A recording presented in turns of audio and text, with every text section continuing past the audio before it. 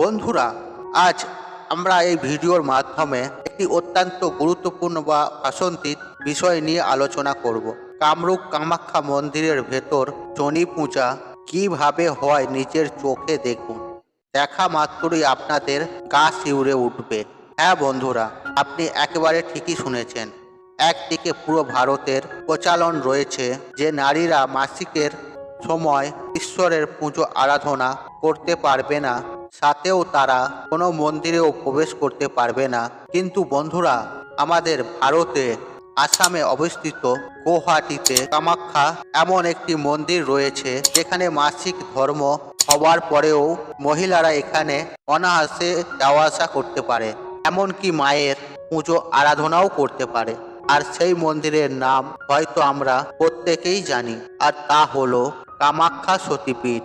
হ্যাঁ বন্ধুরা, আপনারা একেবারে ঠিকই শুনেছেন। বন্ধুরা, এই মন্দিরে কোনো মূর্তি দেখতে পাবে না, বরং এখানে যোনির আকারে একটি শিলাখণ্ডকে আপনারা দেখতে পাবেন, যা সদা সর্বদাই ফুল দিয়ে ঢাকা থাকে এবং যা ভক্তদের মাধ্যমে পুজো আরাধনা করা হয়ে থাকে। তাই বন্ধুরা, চলুন এইবার আমরা জেনে নেব এই মন্দিরের পুরো আসল রহস্য কি, কিভাবে হয় এই কামাখ্যা মন্দিরের ভেতরে শনি পূজা, আর কেনই বা করা হয় এই শনি পূজা। তাই এই প্রসঙ্গে বিস্তারিত জানার আগে আপনাদের বলে রাখি, আপনি যদি আমাদের চ্যানেলে নতুন হয়ে থাকেন তাহলে চ্যানেলটি অবশ্যই সাবস্ক্রাইবার করুন এবং পাশে থাকা নোটিফিকেশন বেল আইকনটি ক্লিক করুন, কারণ আমি বিভিন্ন প্রকারে ভিডিও আপলোড করতে থাকি, যেমন বাস্তু টিপস, টোনা টোটকা, পুজো অর্চনা ও ইত্যাদি ধরনের। আপনার জীবনে থাকা সকল প্রকার সমস্যা সমাধান করতে পারবেন আমার এই ভিডিওর দ্বারা।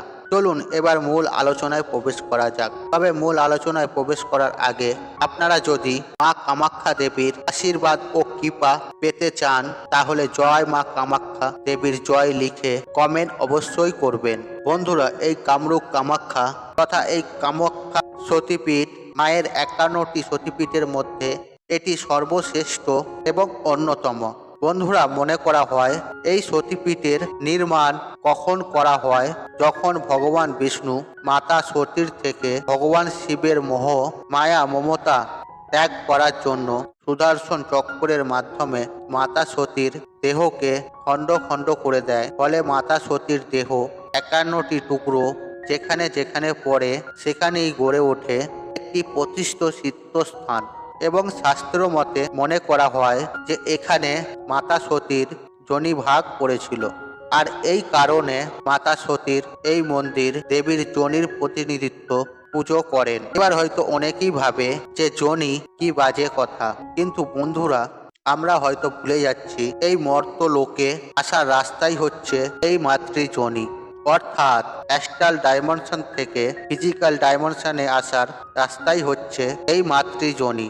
তাই একটি নারীর সব থেকে পবিত্র জায়গা এই স্থানটিকেই মনে করা হয়।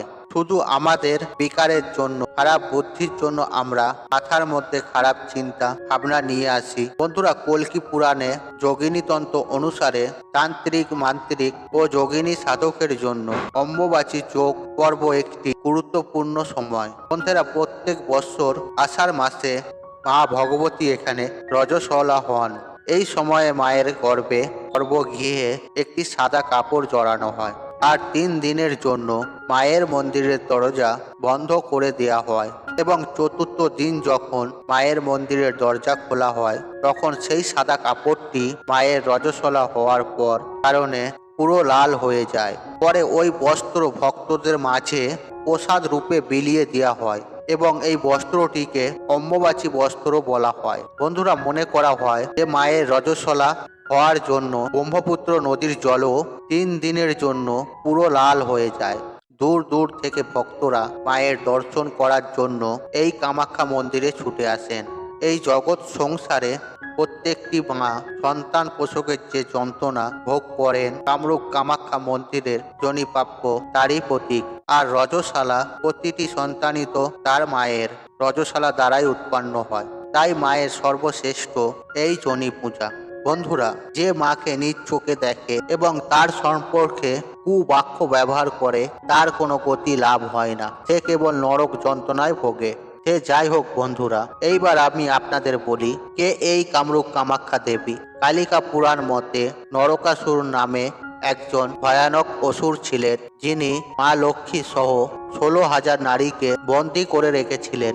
আর তখন সেই নরকাসুরের বধ করার জন্য আবির্ভূত হন এক দেবী। তিনি ভগবান শিবের নাভি কমল থেকে আবির্ভূত হন বা হয়েছিলেন।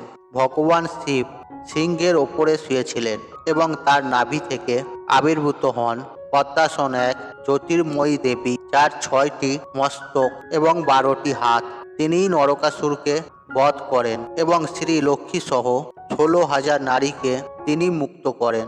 আর এই দেবীই হলেন মা কামাখ্যা। তিনি সকলের সবকামনা পূরণ করে।